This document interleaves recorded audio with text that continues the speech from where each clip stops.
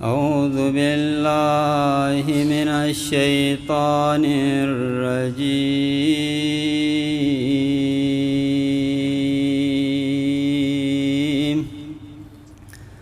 بسم الله الرحمن الرحيم.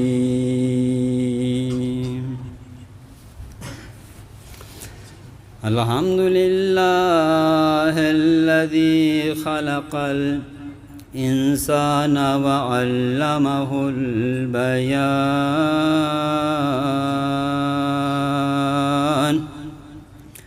وشرفه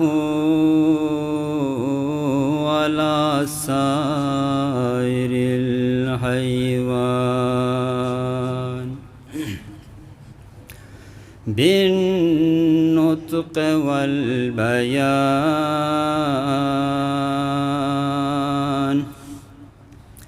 وكرمنا وفضلنا على الأمم السابقة بالتصديق والإيمان،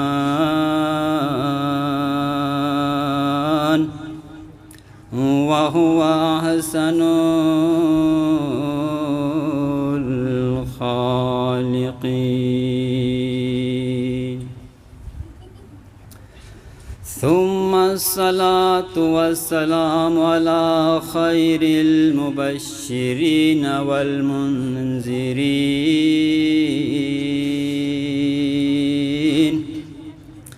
المخاطب بطه والياسين، الذي قيل في شانه وما أرسلناك إلا رحمة للعالمين.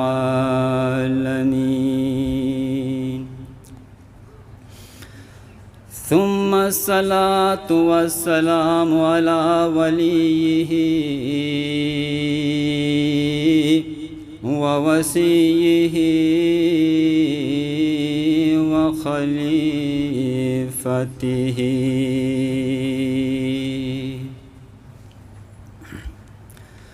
وعلى آله الأطيبين الأطهرين الذين أذهب الله عنهم الرجس وطهرهم تطهيرا.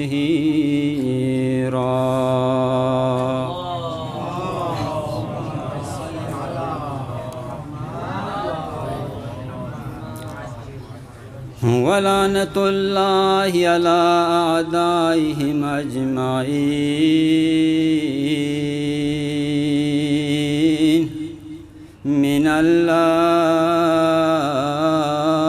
إلى قيام يوم الدين.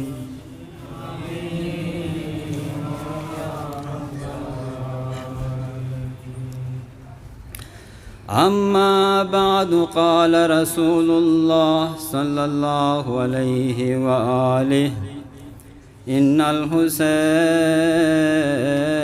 مصباح الهدى وسفينة النجاة. صلوات بر محمد.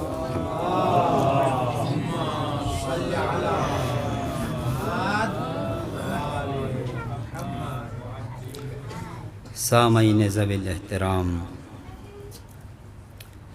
عزاداران سید الشہداء و ماتمداران امام مظلوم،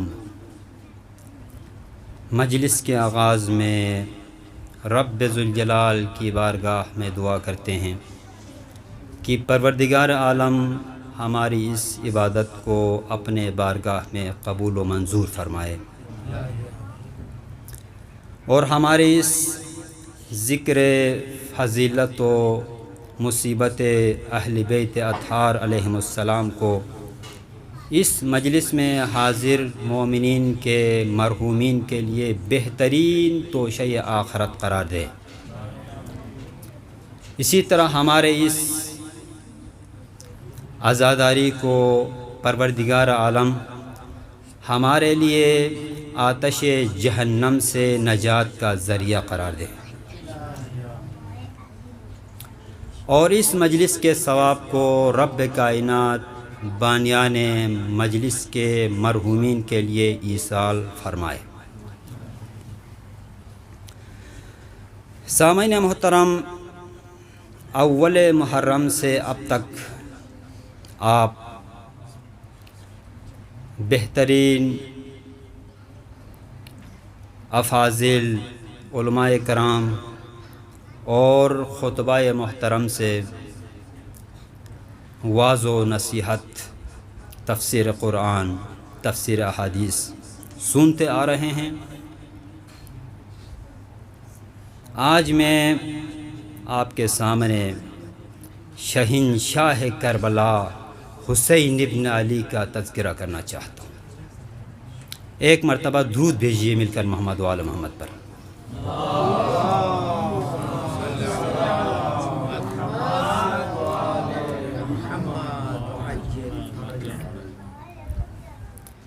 ایام محرم ہیں، عاشوراء نزدیک ہے۔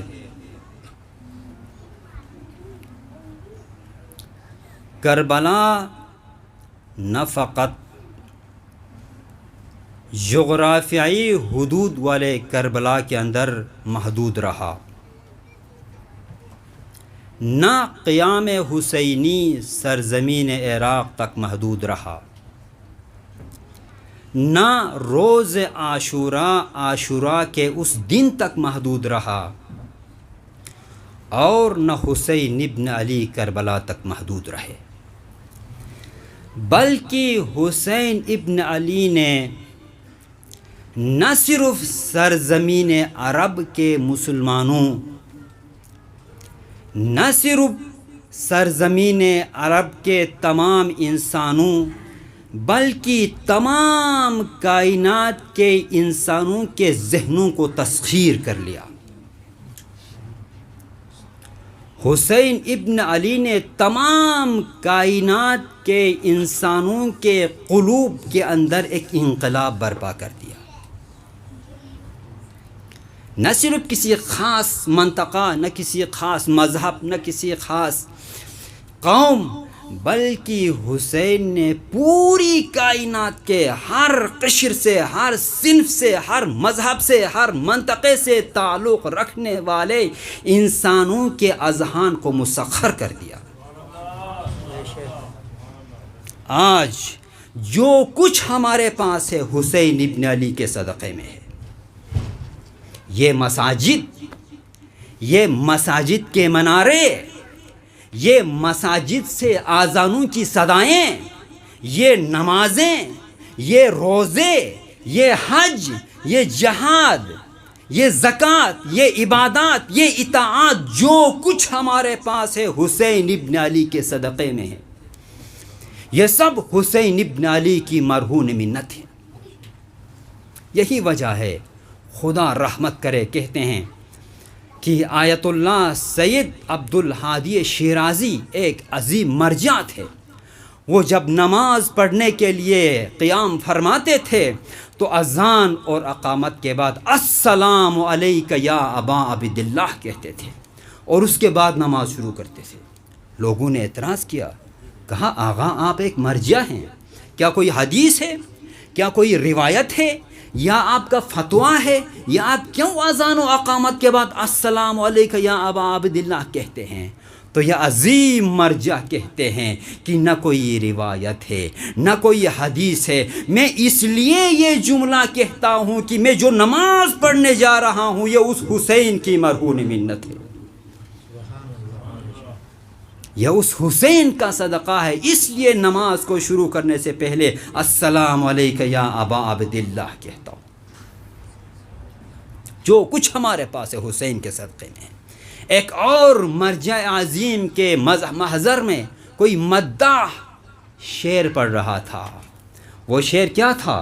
کہہ رہا تھا اے خاک کربلائے تو مہر نماز من، ای خاک کربلائے تو مہر نماز من، این مہر را به ملک سلیمان نمیدهم، اے وہ حسین جس کے شہادت کی جگہ کربلا کی مٹی میری سجدگاہ ہے، اے وہ حسین جس کے کربلا کے زمین کی مٹی میری مہر ہے، اگر کوئی انسان مجھے سلیمان علیہ السلام کی بادشاہت اور سلطنت دے کے کہے یہ مہر مجھے دے دے تو میں دینے کے لیے تیار نہیں ہوں۔ یہ شعر جب پڑھا تو وہ مرجع روئے، رو کر اس مداح کو بلا کے کہا اے مداح اس شعر کو یوں پڑھا کرو، اے خاک کربلائے تو اصل نماز من، اس لیے کہ یہ نماز نہ ہوتی اگر حسین نہ ہوتے۔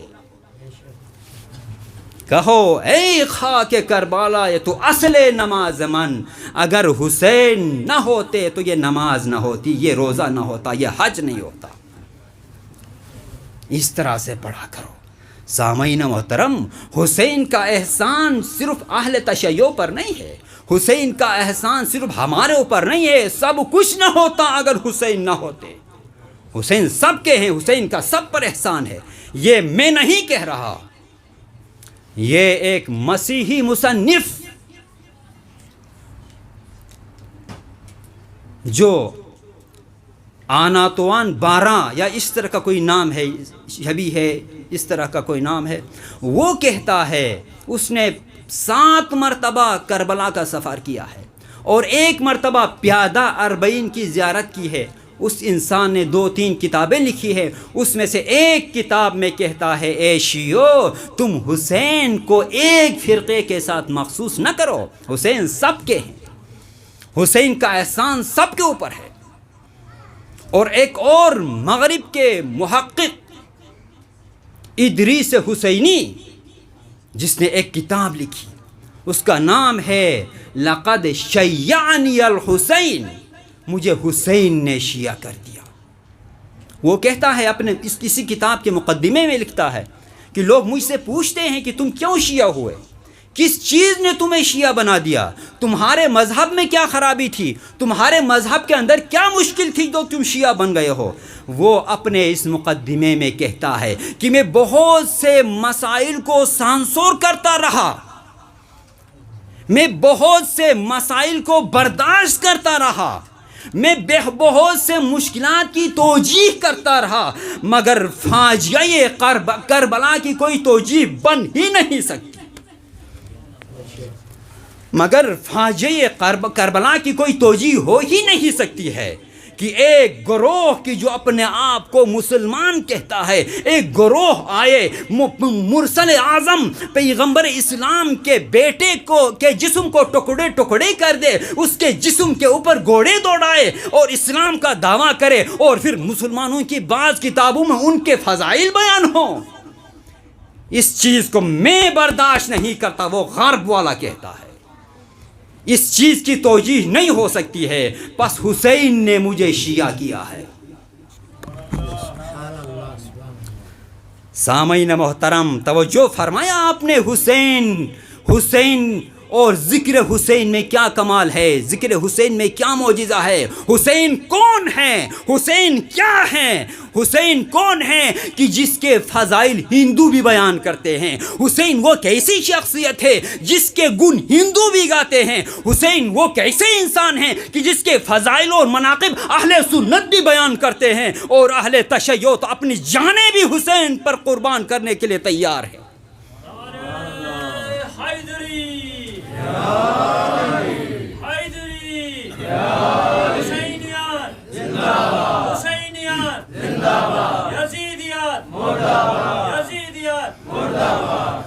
وہ کون ہے یہ حسین، یہ کیسے حسین ہے؟ این حسین کیست کی عالم محمدی و نیعوس۔ سوال حسین کون؟ اور جواب سنیے، کائنات کی سب سے عظیم اور برترین ہستی، لولاک لما خلقت الافلاک کے مالک محمد عربی صلی اللہ علیہ وآلہ وسلم کی زبان سے۔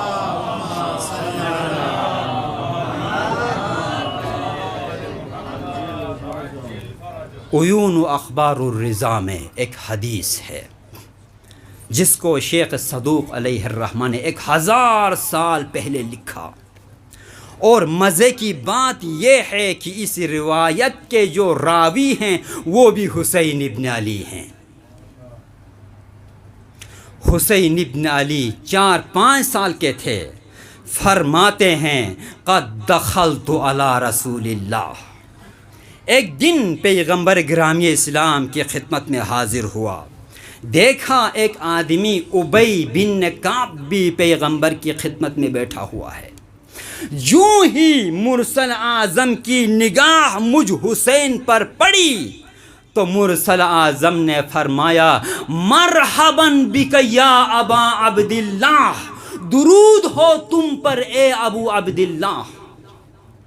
عجیب ہے، حسین صرف 5 سال کے ہیں، ابو عبداللہ کی لقب اور یہ کنیت تب استعمال ہوتی ہے جب کسی کے اولاد ہو، جب شادی ہو، لیکن حسین 5 سال کے ہیں۔ مرسل اعظم فرماتے ہیں مرحبا بک یا ابا عبداللہ، درود ہو تم پر اے ابا عبداللہ۔ پھر فرماتے ہیں زین السماوات والارضین، درود ہو تم پر اے زمین و آسمان کے زینت حسین۔ ابی بن کعب نے اعتراض کیا، کہا یا رسول اللہ، زینت زمین و آسمان تو آپ ہیں، آپ ایک 5 سال کے بچے کے لیے زینت زمین و آسمان فرما رہے ہیں۔ حل للسماوات والارض زین، کیا آپ کے علاوہ بھی کوئی زمین و آسمان کے لیے زینت ہے؟ یہ سوال ابی بن کعب کا ہے۔ مرسل اعظم نے کیا فرمایا؟ یا ابی، اے ابی، والذی بعثنی بالحق نبیا، اس پروردگار کی قسم جس نے مجھے برحق نبی مبعوث فرمایا ہے۔ توجہ چاہتا ہوں، عجیب حدیث ہے۔ مرسل اعظم فرماتے ہیں والذی بعثنی بالحق نبیا، قسم ہے اس پروردگار کی جس نے مجھے نبی برحق بنایا ہے۔ ان الحسین فی السماء اکبر منہ فی الارض، خدا کی قسم حسین آسمان پر زمین سے زیادہ اکبر ہے۔ یہ لفظ اکبر پروردگار کے لیے استعمال ہوا ہے، اللہ اکبر، لیکن ما ینطق عن الہوا کا مصداق رسول اس کو حسین کے لیے استعمال کر رہے ہیں کہ حسین آسمان میں اکبر ہے، اور واقعاً ایسا ہے۔ حسین کی عظمت آسمان پر زمین والوں سے زیادہ ہے، حسین کو آسمان والوں نے زمین والوں سے زیادہ پہچانا ہے، حسین کو آسمان والوں نے زمین سے زیادہ ان کی معرفت حاصل کی ہے، حسین سے آسمان والوں کا زمین والوں سے زیادہ رابطہ ہے، حسین کے پاس آسمان والوں کا زمین والوں سے زیادہ آنا جانا ہے۔ صلوات پڑھیے محمد و آل محمد پر۔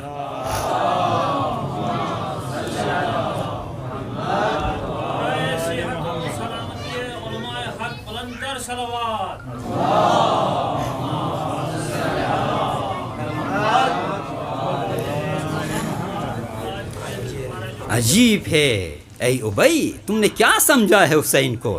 خدا کی قسم حسین آسمان پر اکبر ہے۔ عجیب حدیث ہے۔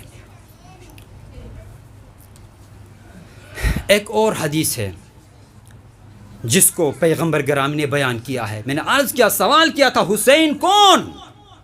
حسین کون ہے؟ اس کا جواب لسان مبارک مرسل اعظم سے سنیے کہ حسین کون ہے، حسین کی عظمت کیا ہے۔ مرسل اعظم فرماتے ہیں بی انذرتم، میں وسیلہ انذار ہوں، وبعلی ابن ابی طالب اہتدیتم، اور علی ابن ابی طالب واسطہ ہدایت ہیں۔ واقعا ایسا ہے۔ یہ شاید انما انت منذر ولکل قوم ہاد کی تفسیر ہو کہ بی انذرتم میں وسیلہ انذار ہوں، وبعلی ابن ابی طالب اہتدیتم علی ابن ابی طالب واسطہ ہدایت ہیں۔ واقعاً ایسا ہے۔ قرآن مجید کی وہ آیت جس میں پروردگار عالم کا ارشاد ہوتا ہے فَإِمَّا يَأْتِيَنَّكُم مِّنِّي هُدًى فَمَن تَبِعَ هُدَايَ فَلَا خَوْفٌ عَلَيْهِمْ وَلَا هُمْ يَحْزَنُونَ۔ اس آیت کے ذیل میں مولا کائنات باب مدینۃ العلم ارشاد فرماتے ہیں فَإِمَّا يَأْتِيَنَّكُم مِّنِّي هُدًى، اگر تم تک میری ہدایت پہنچ جائے۔ یہاں پر رک کر علی فرماتے ہیں بِنَا اهْتَدَيْتُمْ، اے لوگو تم گمراہی کے دلدل میں پھنسے ہوئے تھے، تمہیں سیدھا راستہ دکھایا ہے تو ہم نے دکھایا ہے۔ تم ضلالت کی گمراہی میں، ضلالت کے اندھیرے میں گرے ہوئے تھے، صراط مستقیم کی نشاندہی کی ہے تو ہم نے کی ہے۔ اور وَتَسَنَّمْتُمْ ذَرْوَةُ الْعُلْيَا، یا وَتَسَنَّمْتُمْ ذُرْوَةُ الْعُلْيَا، ذروتن اور ذرتم میں تردید میری طرف سے ہے۔ فرماتے ہیں تم قابل ذکر نہیں تھے، تمہاری کوئی حیثیت نہیں تھی، اب تم جو سردار بن بیٹھے ہو، اب جو تم سید بن بیٹھے ہو، اب جو تم آغا بن بیٹھے ہو، اس کے واسطہ ہم بنے ہیں، اس کے لیے ذریعہ ہم بنے ہیں۔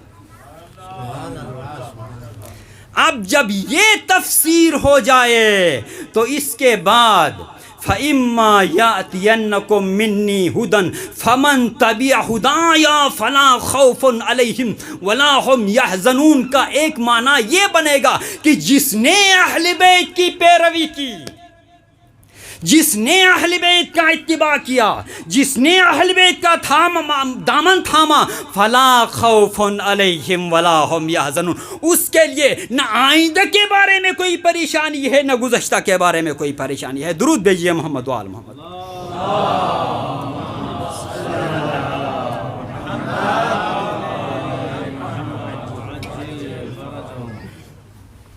حدیث جاری ہے، فرماتے ہیں بی انذرتم، میں وسیلہ انذار ہوں، وبعلی ابن ابی طالب اہتدیتم، علی واسطہ ہدایت ہیں، وبالحسن اوتیتم الاحسان، حسن عامل احسان ہیں۔ حسن علیہ السلام سے نیکیاں تم تک پہنچتی ہیں، حسن علیہ السلام کے وسیلے سے خیر تم تک پہنچتا ہے۔ آگے بڑھ کے کیا فرمایا وَبِالْحُسَيْنِ تُسْعَدُونَ، اللہ اکبر۔ مختلف متون میں دو طرح سے آیا ہے، تُسْعَدُون صاد کے ساتھ بھی ہے، تُسْعَدُون سین کے ساتھ بھی ہے۔ اگر صاد کے ساتھ تُسْعَدُون پڑھیں تو اس کا مطلب یہ ہے حسین ذریعہ صعود ہیں، حسین کے ذریعے سے تم عالم ملکوت تک پرواز کر سکتے ہو، حسین کے سبب سے تم پروردگار تک پہنچ سکتے ہو۔ لیکن اگر سین کے ساتھ پڑھیں گے تو حسین عامل خوشبختی ہیں، حسین عامل سعادت ہیں۔ وَبِهِ تُشْبِسُونَ، پس حسین سے اپنا ارتباط قائم کرو، پس حسین سے متوسل ہو جاؤ تاکہ سعادت مند ہو سکو۔ پس سامعین محترم، پتہ چلا کہ اگر کوئی انسان حسین ابن علی کو، سید الشہداء کو، سردار جوانان جنت کو اگر وسیلہ سعادت سمجھے تو فلا خوف علیہم ولا یحزنون ہے، اس لیے کہ وما ینطق عن الہوی ان هو الا وحی یوحی کے مصداق فرما گئے ہیں ان الحسین مصباح الہدی و سفینۃ النجاۃ۔ توجہ ہے سامعین محترم، اگر حسین کو ذریعہ سعادت قرار دیا، حسین کو ذریعہ سعادت تسلیم کر لیا تو وہ انسان سعادت اور خوشبختی کی طرف پہنچ سکتا ہے۔ اور فلا خوف علیہم ولا یحزنون اس کے لیے ہے۔ اسی طرح باب مدینۃ العلم، خطیب منبر سلونی، ساقی کوثر، باب مدینۃ العلم، وجہ اللہ، عین اللہ، ید اللہ، عزن اللہ جنب اللہ علی ابن ابی طالب کو اگر وسیلہ ہدایت گر تسلیم کر لے تو فلا خوف علیہم ولا ہم یحزنون، اس لیے کہ رسول گرامی ارشاد فرما کے گئے ہیں الحق مع علی والعلی مع الحق، حق علی کے ساتھ ہے، علی حق کے ساتھ ہے۔ حیدری حیدری حیدری، اگر علی کو ہدایت گر تسلیم کرو گے، اگر حسین کو وسیلہ سعادت تسلیم کر لو گے، اگر حسن کو عامل خیر تسلیم کر لو گے تو فلا خوف علیہم ولا هم یحزنون، اس کے لیے نہ آئندہ کی پریشانی ہے نہ گزشتہ کے بارے میں خوف ہے۔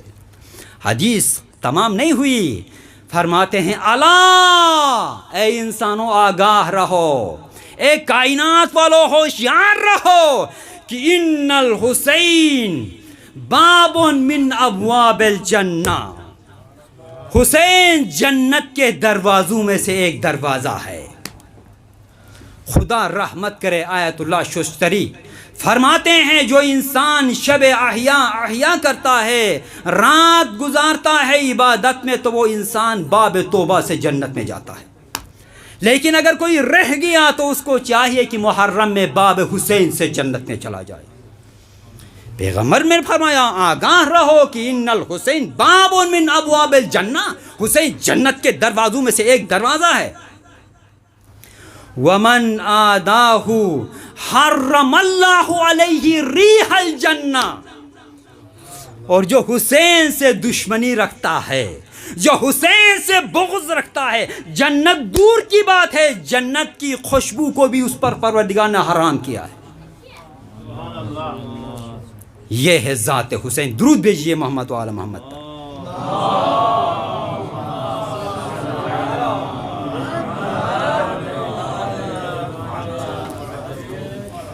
یہ اس سوال کا جواب تھا جس کو میں نے شروع میں مطرح کیا تھا، حسین کون؟ اس کا جواب رسول گرامی اسلام کی زبان سے۔ سامعین محترم دیکھیے واقعاً کتنے واقعات ہوئے تاریخ میں، کتنی مشہور شخصیات گزری تاریخ میں، نہ کوئی واقعہ ماندگار رہا اور نہ کوئی شخصیت ماندگار رہی۔ اگر ماندگار واقعہ کوئی ماندگار وہ باقی رہا تو وہ قیام حسین ابن علی ہے، اور اگر کوئی شخصیت ماندگار رہی، اگر کوئی شخصیت باقی رہی تو وہ ذات حسین ابن علی ہے۔ واقعہ ایسا ہے، کوئی انسان فوت ہوتا ہے، جتنی بھی مشہور شخصیت ہو، جب مر جاتا ہے تو 2 سال 4 سال 5 سال 10 سال کے بعد اس کا غم جو ہے وہ مہمل ہو جاتا ہے، بے معنی ہو جاتا ہے۔ لیکن آج یہ کالے کپڑے، یہ کالے جھنڈے، یہ عزاداری، یہ ماتم امام بارگاہ کے اندر، شہر کے اندر، ملک کے اندر، بلکہ پوری کائنات کے چہرے کو بدل دیا ہے ذکر حسین ابن علی نے۔ ایام ازاں آتے ہی قیام حسین حسین علیہ السلام آتے ہی پوری کائنات کا نقشہ بدل جاتا ہے۔ کیوں؟ کیا وجہ ہے؟ کیوں حسین ماندگار رہا؟ کیوں حسین ہمیشہ باقی رہا؟ سامعین محترم، ایک یا 2 عوامل کہ جس کی وجہ سے حسین، ذکر حسین زندہ رہا، باقی ہے، ماندگار رہا۔ پہلی چیز ارادہ پروردگار ہے، ارادہ پروردگار ہے۔ خدا جس چیز کا ارادہ کرے اس کو خدا باقی رکھتا ہے، یہ مسلم چیز ہے۔ خدا نے چاہا سرزمین گرم حجاز کو مسلمانوں کے لیے محل اجتماع قرار دے، خدا نے قرار دیا۔ ابراہیم علیہ السلام نے اپنے بچوں کو لق و دق صحرا میں، نہ کوئی درخت، نہ کوئی پہاڑ، نہ کوئی سایہ، کچھ بھی نہیں تھا، نہ کوئی پانی، وہاں پر رکھ دیا۔ پروردگار نے اسماعیل کے پیروں تلے سے زمزم کو جاری کیا۔ آج پوری کائنات والے تبرک کے طور پر زمزم کو استعمال کرتے ہیں۔ بس خدا نے چاہا کہ کہ اس سرزمین کو جہاں پر نہ کوئی خوبصورتی ہے، نہ کوئی خوبصورت پہاڑ ہے، نہ کوئی پارک ہے، نہ کوئی جنگل ہے، لق و دق صحرا ہے، لیکن خدا نے ارادہ کیا کہ یہ مسلمانوں کے لیے محل اجتماع بن گیا۔ اسی طرح خدا کا ارادہ سب سے بڑا ہے۔ خدا کا ارادہ امام صادق علیہ السلام کا ارشاد ہوتا ہے،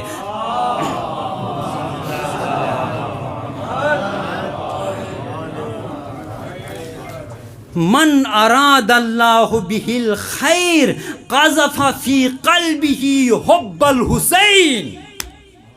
خدا جس انسان کو خیر پہنچانا چاہتا ہے اس کے دل میں حسین کی محبت کو ڈال دیتا ہے۔ یہ خدا کا ارادہ تھا کہ ذکر حسین زندہ رہے، یہ خدا کا ارادہ تھا کہ قیام حسین زندہ رکھے، اس لیے پروردگار نے اپنے محبوب انسانوں کے دل میں حسین کی محبت کو ڈال دیا۔ یہ آپ کی خوش قسمتی ہے، یہ آپ کے لیے باعث سعادت ہے کہ آپ کو آج حسین ابن علی کی عشق نے، حسین ابن علی کی محبت نے اس فرش عزا پہ لا کے بٹھا دیا ہے۔ جہاں تک یہ پیغام پہنچتا ہے ان سب کے لیے مبارک ہے۔ جو لوگ صرف اور صرف حسین کے لیے مجلس میں آتے ہیں، جو صرف اور صرف عشق حسین میں مجلس میں آتے ہیں، اس کے لیے باعث سعادت ہے، اس لیے کہ خدا اپنے محبوب کے دل میں، خدا اپنے دوست کے دل میں حسین کی محبت کو ڈالتا ہے۔ ماندگاری قیام حسین ایک کیا تھا؟ ارادہ پروردگار۔ اور دوسری چیز جو آخری ہے، اس کو بیان کر کے آپ سے اجازت چاہوں گا، وہ ہے اخلاص۔ دوستو، جو بھی عمل اخلاص کے ساتھ ہو وہ ماندگار ہے، جو بھی عمل اخلاص کے ساتھ ہو اس میں باقی رہنا ہے۔ کتنے لوگوں نے خیرات کیے، کتنے لوگوں نے پیسے خرچ کیے، کتنے لوگ ہیں جو ہزاروں لاکھوں کروڑوں پیسہ خرچ کرتے ہیں، لیکن زہرائے مرضیہ خاتون قیامت حسنین کی ماں نے 3 وقت کا کھانا دیا، ایک دن یتیم کو، ایک دن اسیر کو، ایک دن فقیر کو۔ دیکھیں کیا کہا، انما نطعمکم لوجہ اللہ، ہم تمہیں طعام دیتے ہیں لیکن صرف خدا کے لیے، صرف پروردگار کے لیے، لا نرید منکم جزاء ولا شکورا، ہم تم سے کوئی بدلہ نہیں چاہتے، یہاں تک کہ تشکر کی بھی ضرورت نہیں ہے، اس لیے کہ للہ، خدا کے لیے دیا ہے، اللہ کے لیے ہم نے اطعام دیا ہے۔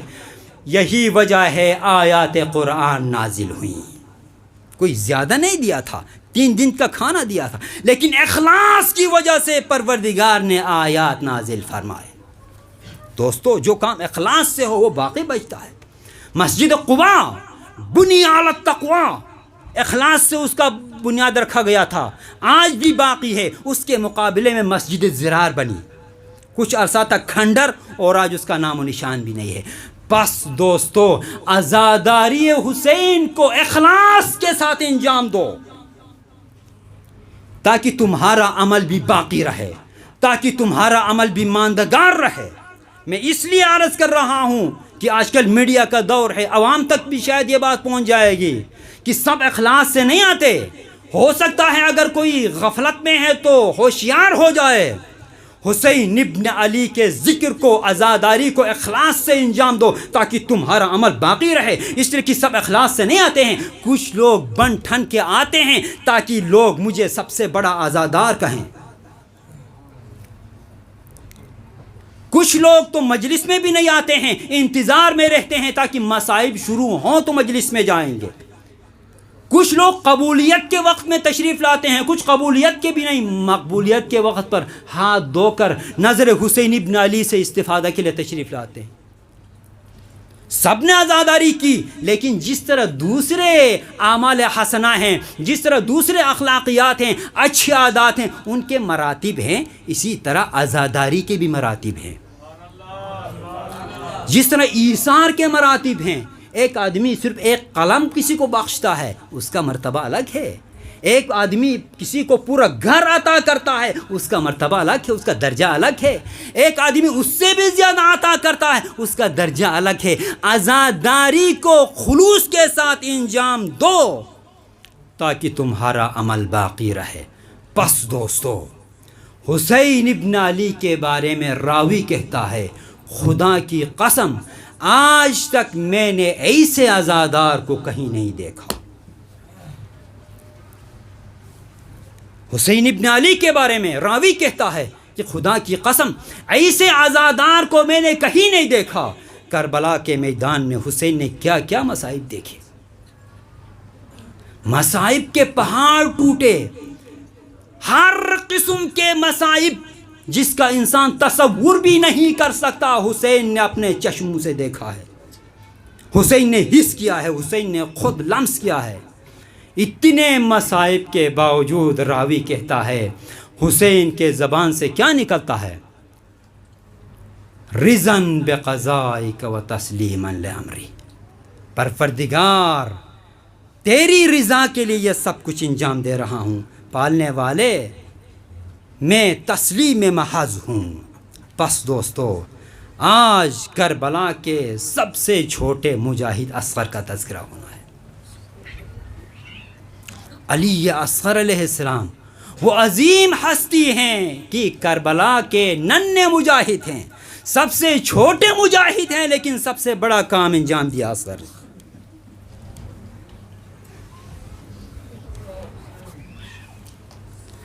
جب کربلا کے میدان میں کوئی نہیں رہا، عباس نہیں رہے، اکبر نہیں رہے، قاسم نہیں رہے، جب کوئی نہیں رہا تو حسین ابن علی نے حجت تمام کرنے کے لیے میدان کربلا میں جا کر اعلان فرمایا کہ ہے کوئی حسین کی مدد کرنے والا، ہے کوئی حسین ابن علی کی نصرت کرنے والا. جب حسین ابن علی نے اس استغاثے کی آواز بلند کی ہے نا دوستو، تو کہتے ہیں کہ 4 مقامات پر قیامت برپا ہوئی ہے.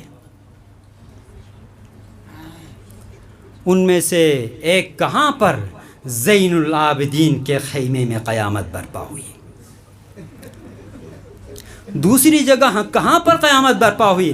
کہتے ہیں نہر علقمہ پر عباس کے جنازے کو زلزلہ آیا. اور تیسرا کہاں پر قیامت برپا ہوئی؟ رباب کے خیمے میں قیامت برپا ہوئی. جب حسین نے استغاثہ کی آواز بلند کی ہے نا، جب حرم سے رونے کی صدائیں بلند ہوئی، حسین گھبرا گئے، دوڑتے ہوئے خیمہ رباب میں تشریف لائے. آ کر کہا، زینب بہن، کیا میں نے نہیں کہا تھا جب تک حسین زندہ ہے میں رونے کی آواز نہیں سنوں گا؟ عزادارو، زینب نے کہا، بھیا جب سے آپ نے استغاثے کی آواز بلند کی ہے، اصغر نے اپنے آپ کو گہوارے سے گرا دیا ہے. کئی بار گہوارے میں اصغر کو بٹھا دیا گیا، مگر اصغر ٹکتے نہیں، ہر بار اپنے آپ کو گہوارے سے گراتے ہیں. حسین نے کہا، لاؤ میرا اصغر مجھے دے دو. جب حسین نے اصغر کو اپنے گود میں لیا تو ایک مرتبہ رباب دوڑتی ہوئی آئی. کہا، مولا اس طرح سے اصغر نہیں دوں گی آپ کو، پہلے مجھے دے دیجئے، اصغر کو بنا سور کے آپ کو دوں گی، اس لیے کہ صبح سے جو بھی میدان میں گیا واپس نہیں آیا.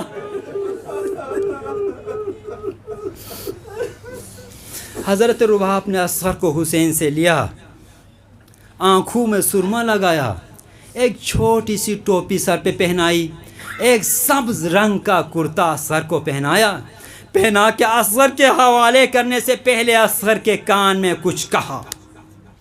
کہہ کے جب حسین ابن علی کے حوالے کیا، حوالے کر کے کہا، اصغر خدا حافظ. حسین نے کہا، رباب سچ بتاؤ اصغر کے کان میں کیا کہا؟ رباب کہتی ہے حسین میں نے اصغر کے کان میں کہا ہے اے اصغر جب تک عباس زندہ تھے، جب تک قاسم زندہ تھے، جب تک علی اکبر زندہ تھے، جب تک حبیب ابن مظاہر زندہ تھے، میرے حسین کو کوئی نقصان نہیں پہنچا ہے۔ اصغر مبادا تیرے زندہ ہوتے ہوئے حسین کو کچھ نقصان پہنچے۔ عزاداروں شاید یہی وجہ تھی جب اکبر اصغر کے گلے پر ہرملا کا تیر آ کر گلے کو زخمی کر دیا۔ ایک مرتبہ اصغر نے خیمے کا رخ کر کے مسکرایا، شاید یہی کہا ہوگا اماں معاف کرنا، میرے ہوتے ہوئے بابا کا ہاتھ زخمی ہو گیا، اس لیے کہ ہرملا کا تیر بڑا تھا، میرا گلا چھوٹا تھا۔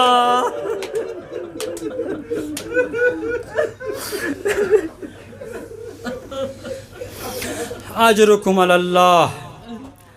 رباب نے اصغر حسین کے حوالے کیا اور یہ کہا حسین باہر شدید گرمی ہے، حسین کے لیے سائے کا اہتمام کرو۔ رباب کو کتنا احساس ہے اصغر کے بارے میں۔ حسین نے عبا کے دامن کے ذریعے سے اصغر کے لیے سایہ کیا، میدان کی طرف چلے۔ دشمن نے سوچا شاید حسین قرآن کو لے کر آ رہے ہیں، شاید حسین صلح کرنا چاہتے ہیں، لیکن جب میدان میں حسین پہنچے، عبا کا دامن ہٹایا تو قرآن ناطق کا ایک ورق تھا۔ حسین دشمنوں سے مخاطب ہوئے، کہا اے اشقیاء، اے فوج اشقیاء، یہ میرا 6 ماہ اصغر ہے، اس کی ماں کا دودھ خشک ہوا ہے، یہ 3 دن سے پیاسا ہے، اس کو اگر ممکن ہے تو ایک گھونٹ پانی پلا دو۔ مگر اشقیاء کی طرف سے کوئی جواب نہیں آیا۔ حسین ابن علی نے کہا کہ اگر تم یہ سمجھتے ہو کہ اس بچے کے بہانے سے حسین پانی پیے گا تو لو حسین کو میں یہاں چھوڑتا ہوں، تم خود پانی پلا دو۔ یہ کہہ کر حسین ابن علی نے اصغر کو کربلا کی تپتی ریت پر چھوڑ کر خود پیچھے ہٹے، مگر کوئی جواب نہیں آیا۔ ایک مرتبہ حسین ابن علی نے اصغر کو کربلا کی تپتی ریت سے اٹھا کر سینے سے لگایا اور روتے ہوئے کہا اصغر میں نے تو اپنی حجت تمام کر لی، ارے تو بھی تو حجت خدا کا بیٹا ہے، میرے لال اصغر تم بھی تو حجت تمام کرو۔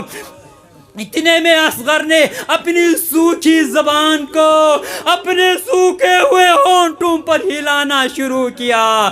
عزاداروں دشمنوں نے پلٹ پلٹ کر رونا شروع کیا، اختلاف ہو گیا۔